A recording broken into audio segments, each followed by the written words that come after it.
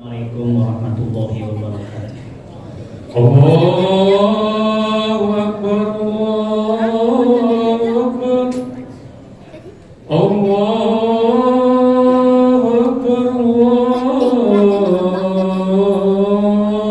Allahu Akbar. Asyhadu an la ilaha illallah. Asyhadu an la ilaha illallah.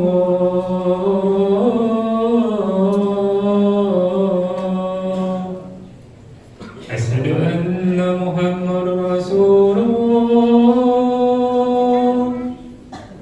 Asyhadu anna Muhammadar Rasulullah.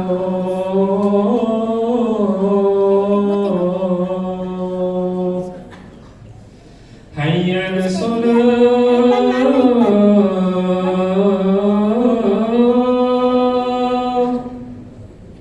Hayya 'alas salat.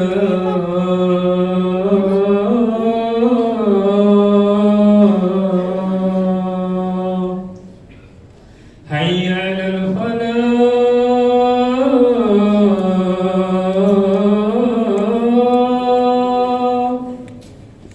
Hayya 'alal falah.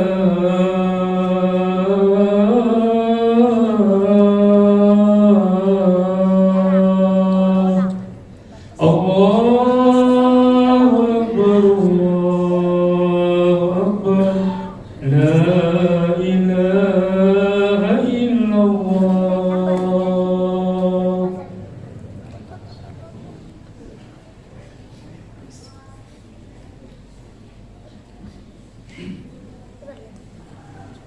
Innal hamdalillah nahmaduhu wa nasta'inuhu wa nastaghfiruhu wa nastahdihi wa natubu ilaihi wa na'udzu billahi min shururi anfusina wa min sayyiati a'malina may yahdihillahu fala mudilla lahu wa may yudhlil fala hadiya lahu. Asyhadu an la ilaha illallah wahdahu la syarika lah wa asyhadu anna Muhammadan abduhu wa rasuluhu alladzi la nabiyya ba'dah.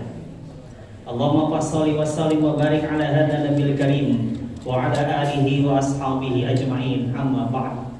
Wa ya ibadallah, usikum wa nafsi bi taqwallah, faqad faza muttaqun. Wa qala Allah ta'ala fi kitabihil karim ba'da an a'udzu billahi minasyaitonir rajim, ya ayyuhalladzina amanu taqullaha haqqa tuqatih wa la tamutunna illa wa antum muslimun. Wa qala ya ayyuhan nasu taqu rabbakumul ladzi khalaqakum min nafsin wahidah wa khalaqa minha zawjaha wa bassa minhuma rijalan katsiran wa nisaa wattaqullaha alladzi tasaaluna bihi wal arham innallaha kana 'alaikum raqiba. Wa qala ya ayyuhalladzina amanu taqullaha wa qulu qawlan sadida yuslih lakum a'malakum wa yaghfir lakum dhunubakum wa may yuti'illaha wa rasulahu faqad faza fawzan 'aziman. Wa qala Rasulullah sallallahu alaihi wasallam, ittaqullah wa sallu khamsakum wa sumu syahrakum wa adu zakata amwalikum wa ati'u umara'akum tadkhulu jannata rabbikum. Sadaqallahul azim wa sadaqar rasul karim. Masyaallah muslimin jamaah yang dimuliakan oleh Allah Subhanahu wa taala.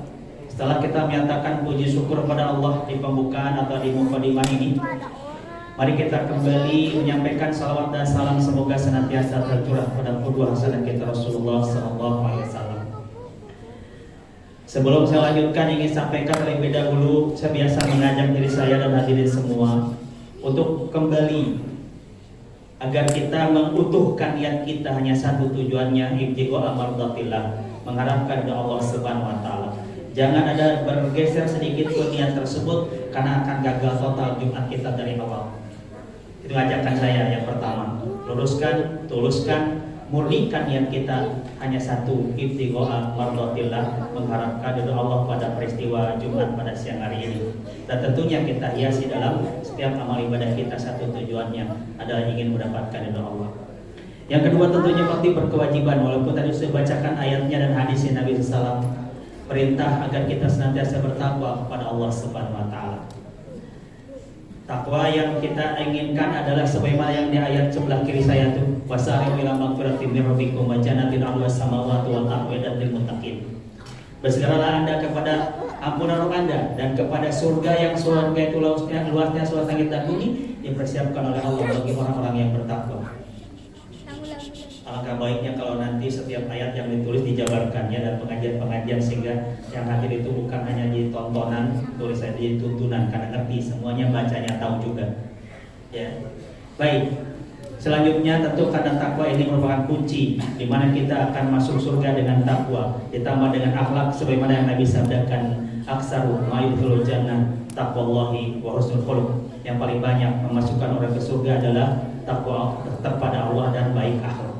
Sempurnakan takwa kita dan akhlak, insya Allah itu akan selamat kita dan akan memudahkan kita menuju surga Allah Subhanahu wa taala. Ma'asyiral muslimin jamaah rahimakumullah. Kita coba manfaatkan waktu yang singkat ini. Saya kasih judul ibadah antara kebutuhan dan kewajiban. Jadi bicara ibadah, sesungguhnya bukan Allah yang butuh, bukan Allah yang akan nambah kekuasaannya dan kehebatannya. Gara-gara umat manusia ibadah semuanya, jin ibadah semuanya kepada Allah, Allah tidak akan nambah kekuasaannya. Begitu pula kalau memang manusia dan jin dari awal sampai akhir mereka dalam kondisi paling durhaka kepada Allah, paling maksiat kepada Allah, semuanya sekelas dengan Abu Jahal dan Abu Lahab, maka itu pun tidak akan menggugurkan atau menjatuhkan kewibawaan Allah Subhanahu wa taala. Jadi yang butuh siapa? Kita. Ibadah kita bukan sekedar hanya kewajiban, tapi ibadah kita adalah merupakan kebutuhan. Kita sepakat dan tidak ada keraguan dalam firman Allah Subhanahu wa taala, "Wa ma khalaqtul jinna wal insa illa liya'budun." Tidaklah aku ciptakan jin dan manusia melainkan untuk beribadah kepadaku. Ma uridu minhum rizqin wa ma uridu an yut'imun. Aku tidak berharap dari manusia dan jin itu untuk memberikan rezeki kepadaku atau memberikan makan kepadaku. Innallaha huwa razzaqul quwwatil matin. Karena Allah adalah zat yang maha pemberi rezeki, yang memiliki kekuatan yang maha kokoh. Ya.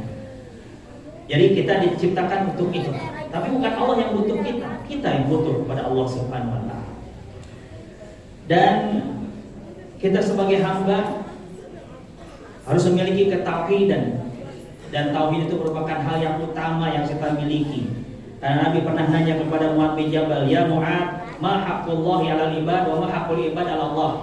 Apa hak Allah yang harus dipenuhi oleh hamba dan apa yang hak Allah yang harus dipenuhi untuk hamba? Kata Mu'adz, Allah wa rasuluhu a'lam. Allah dan Rasulnya yang maha tahu. Kata Rasulullah, haqqullahi 'alal ibad, hak Allah yang wajib dipenuhi oleh hamba adalah tidak disekutukan Allah dengan siapapun, beribadah kepada Allah dan tidak menyekutukan dengan apapun, dengan siapapun, dengan makhluk manapun. Allah murni diesakan oleh kita, ditauhidkan oleh kita, hanya Allah yang kita sembah. Makanya kalimat tauhid yang utama yang biasa dan mungkin udah pada hafal, la ilaha illallah, tiada Tuhan melainkan Allah, ditambah Muhammad Rasulullah sebagai tauhid risalah. Jadi intinya itu hak Allah yang harus dipenuhi oleh hamba. Kebalikannya, apa hak hamba dari Allah? Kata Nabi Muhammad SAW, Allah tidak boleh memasukkan hambanya selama hamba tersebut tidak bersebut menyebutkan Allah dalam ibadah kepadanya. Ini tauhid. Nah, dalam keyakinan, harapan, kemudian mungkin kadang-kadang kita menyandarkan sesuatu kepada selain Allah SWT. Alhamdulillah, mau nikahin anak ngitung waktu, hitung hari, mau berangkat ngitung macam-macam hitungan payung ribuan yang dibaca dan segala macam. Enggak, kita kembalikan semua atas kehendak Allah Subhanahu wa taala, semua atas takdir Allah Subhanahu wa taala. Baik kita syukuri ataupun mungkin yang kita rasakan tidak enak, kita sabari. Itulah umat Islam yang sesungguhnya. Kemudian ternyata ini salah satu di antara ibadah kita, bahwa sholat itu merupakan sumber kebahagiaan dalam sholat. Dan Allah berfirman surah Al-Mu'minun, mungkin sudah pada hafal di antara kita, qad aflahal mu'minun. Sungguh telah beruntung dan bahagia orang-orang yang beriman. Yang bagaimana? Alladzina hum fi salatihim khashi'un. Yang mereka itu salatnya khusyuk. Berarti sumber kebahagiaan itu ada pada salat. Salah satunya. Dan itu ibadah utama. Tak boleh di antara kita yang masih punya pikiran sehat, akal sehat, masih normal, sekalipun fisik sudah tidak memungkinkan apa-apa, tetap sholat kita jangan diganti dengan fidyah. Maaf ini, yang masih punya paham gitu. Saat masih sadar di rumah sakit, masih bisa ngomong, masih komunikasi yang lancar, tetap dia wajib sholat walaupun mungkin badannya sudah tidak bergerak, hanya ketipan mata doang. Wajib sholat. Jangan gampangin, kakak bapak banyak harta ya tak ganti memberas pak dipindahin enggak. Tolong yang punya paham semacam itu bertobat segera, karena itu tidak ada syariat sholat tidak dengan fidyah. Berat ini menghadapinya dosa-dosanya siapa begitu, dan itu ada untungnya di situ. Kalau itu hapuskan kebiasaan begitu mungkin dosanya rugi. Naudzubillah semua naudzubillah, agama dijual belikan dengan cara yang tidak benar. Ya, sholat tetap, dan dalam ayat Al-Mu'minun ini kan dikuatkan lagi kan, walladzina hum 'ala shalawatihim yuhafizun, sholat yang dijaga oleh dia. Ulaika humul warisun, mereka adalah yang mewarisi. Alladzina yarisunal firdaus hum fiha khalidun, yang mereka itu mewarisi surga firdaus dan mereka kekal di dalamnya. Berarti sholat sumber kebahagiaan. Yang kedua, sumber ketenangan adalah sholat. Allah berfirman dalam surat Al-Ma'arij, innal insana khuliqa halu'a. Sesungguhnya manusia ciptaan itu penuh keluh kesah. Para pepatah mengatakan bahasa kita, manusia dikasih musim panas pengen musim dingin, udah dikasih musim dingin pengen musim panas. Dia tidak punya keinginan yang itu, dia punya keinginan yang ini. Tahu mana yang mau dipilih? Itu manusia begitu. Halu'a, penuh keluh kesah. Idza masalu syarru jazua. Kalau menimpa kepadanya kejelekan, ketidakenakan, mungkin rugi usaha atau sakit dan segala macam, jazua, dia menggerutu, ngomel, bersungut-sungut. Kebalikannya, wa idza masahu khairu manu'a. Kalau datang kepadanya kebaikan, kesenangan, kebahagiaan, kesuksesan, manu'a, sifatnya pelit. Susah keluar harta dari dirinya. Yang pengennya adalah pengen dapat terus. Emang yang korupsi triliunan kekurangan duit? Bukan. Emang mereka yang kaya punya perusahaan, kemudian ternyata indikasinya korupsi segala macam ataupun mungkin manipulasi, apakah kekurangan harta? Enggak. Itulah sifat manusia. Dikasih kebaikan, pelitnya luar biasa. Illal musallin, kecuali orang yang sholat. Nah, jadi di sini ketenangan itu ada pada orang yang sholat. Alladzina hum 'ala sholatihim daimun, yang mereka itu dalam sholatnya terus-menerus dawam dilakukan. Jadi sumber ketenangan itu adalah sholat. Makanya di depan kita, kalau kita mau telusuri, ada buletan yang bulat di tengah. Wa aqimis sholata lidzikri. Ingat, tegakkan sholat untuk mengingatku.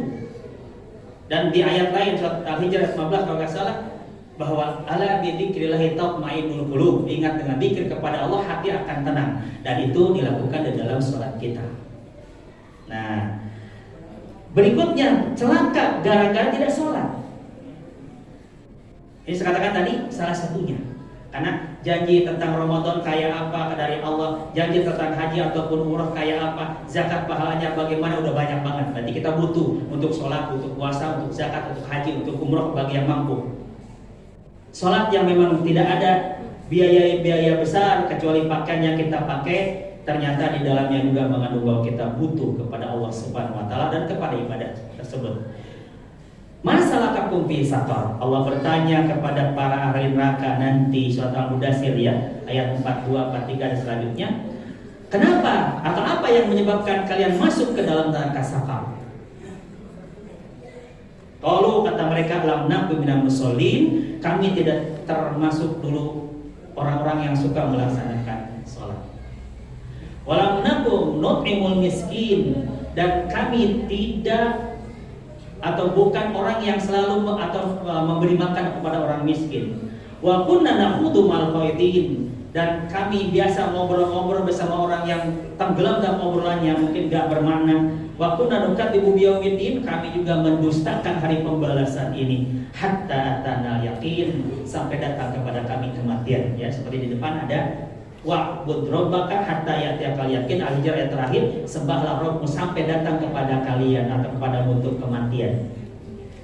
Ya, bukan datang yakin maksudnya bisa menjelmakan Allah depan kita, naudzubillah, itu nggak boleh. Ya, karena itu bukan jelmaan Allah, naudzubillah. Allah tidak akan menampakkan zatnya di hadapan kita saat ini. Karena nanti Allah akan menampakkan zatnya di akhirat nanti di surga bagi ahli surga yang pantas bisa melihat wajah Allah Subhanahu wa taala. Nah, kemudian ada seorang sahabat namanya Rabi'ah ibnu Malik al-Aslami. Sahabat ini nginep dengan Rasulullah di Rasulullah. Kemudian pagi-pagi biasa menyiapkan kebutuhan Rasul untuk air wudhu dan sebagainya. Karena melihat perbuatan anak remaja ini, Rasul nanya, minta, silakan, minta apa? Apa permintaannya? As'aluka murafaqataka fil jannah. Aku pengen berdampingimu di surga. Kata Rasulullah, yang lain kek, bukan yang itu. Aku itu aja mintanya sampai 3 kali. Akhirnya Rasul mengatakan, fa ini ala nafsika bi kasrati sujud.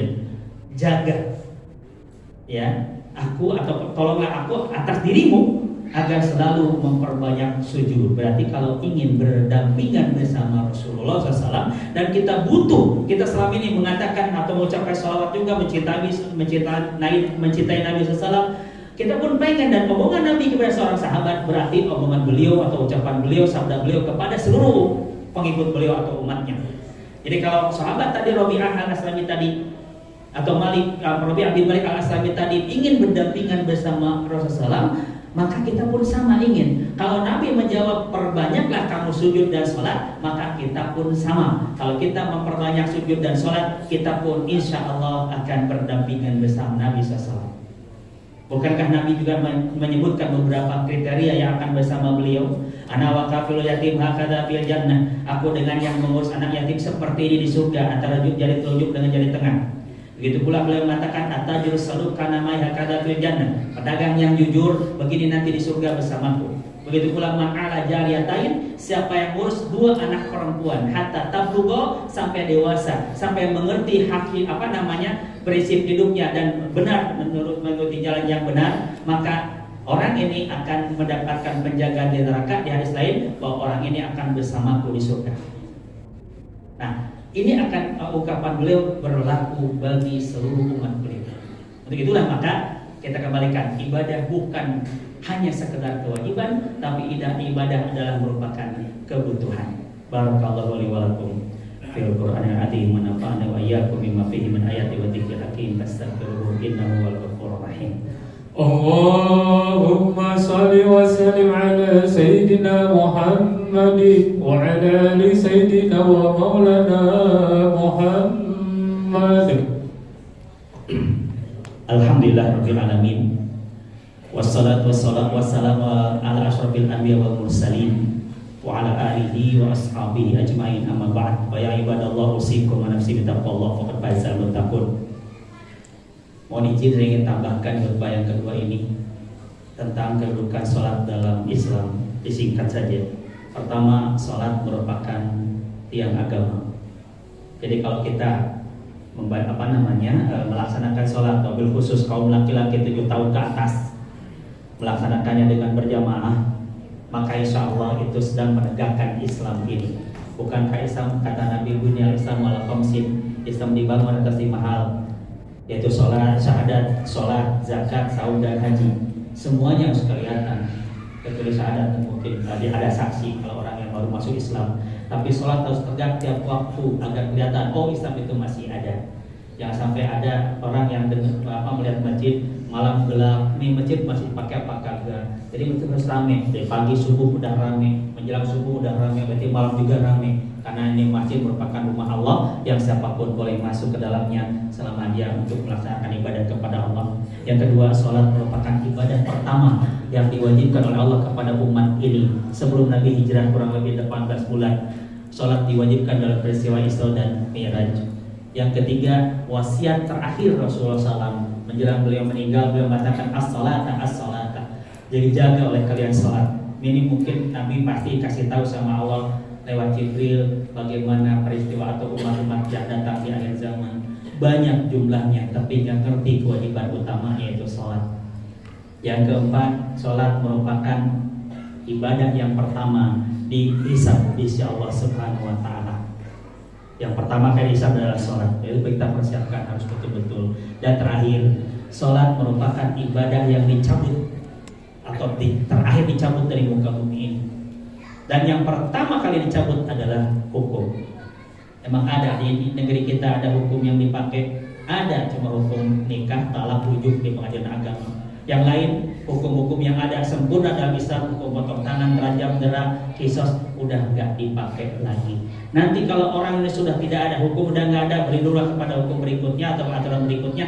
Dan terakhir manusia adalah berlindung kepada sholat, tapi ketika sholat tidak ada, naudzubillah subhanallah, makanya kata Nabi Sallam, inna syarrona, sesungguhnya sejelek-jelek manusia man qomat isaah, yang tiba kiamat, dia tiba kiamat wahum ahya, mereka masih hidup. Jadi masih, kalau sekarang seperti ini mudah-mudahan kiamat masih jauh karena masih ada yang sholat. Tapi nanti ketika kiamat tiba, sebenarnya manusia terjelek di muka bumi ini adalah ketika kiamat tiba dia masih hidup dan ada di muka bumi ini. Naudzubillah. Nanti itulah maka kita sekarang mau merubah keyakinan kita. Ibadah ini bukan hanya sekedar kewajiban dari Allah, tapi kita butuh tentang ibadah ini. Karena kembali kepada kita semua, bukan kembali kepada Allah, bukan kembali kepada Nabi, bukan kepada siapapun, tapi kepada diri kita masing-masing. Untuk itulah fastabiqul khairat, berlomba-lomba dalam kebaikan, karena kebaikan itu kembali buat kita semua, bukan buat tetangga kita, insya Allah. Baik, itulah yang bisa saya sampaikan. Mudah-mudahan ya bisa ditangkap dan mudah-mudahan jadi pelajaran kita semua. Mau kapan kita merubah diri agar kita siap kapanpun dimanapun kita berada dipanggil sama Allah. Nggak usah takut, karena Allah Maha sayang kepada kita, lebih sayang daripada seorang ibu terhadap anaknya. Yakini itu, karena memang kita adalah hamba Allah, dan hari ini sampai hari ini kita masih dijaga oleh Allah SWT, kasih udara, kasih matahari, kasih berbagai macam nikmat dari Allah. Berarti kita yakin Allah Maha sayang kepada hambanya. Siap kita untuk meninggal, tapi dengan syarat kita dalam keadaan posisi yang terbaik, insya Allah. Bismillahirrahmanirrahim. Allahumma sholli ala Muhammad wa ala ali Muhammad kama shallaita ala ali Ibrahim wa barik ala Muhammad wa ala ali Muhammad kama barakta ala ali Ibrahim fil alamin innaka Hamidum Majid. Allahumma ighfir muslimina wal muslimat wal mu'minina wal mu'minat al ahya'i minhum wal amwat innaka sami'un qaribun mujibud da'wat ya qadil hajat. Allahumma ighfir lana wa li ikhwanina alladziina sabaquna bil iman wa la taj'al fi qulubina ghillan lil ladzina amanu rabbana innaka ra'ufur rahim. Rabbana hab lana min azwajina wa dhurriyyatina qurrata a'yun waj'alna lil muttaqina imama. Rabbana atina fid dunya hasanah wa fil akhirati hasanah wa qina adzabannar. Ibadallah, innallaha ya'muru bil 'adli wal ihsan wa ita'i dzil qurba wa yanha 'anil fahsya'i wal munkari wal baghi ya'idzukum la'allakum tadhakkarun. Fastaghfiru yaghfirkum wa la dzikrullahi akbar wa aqimis shalah.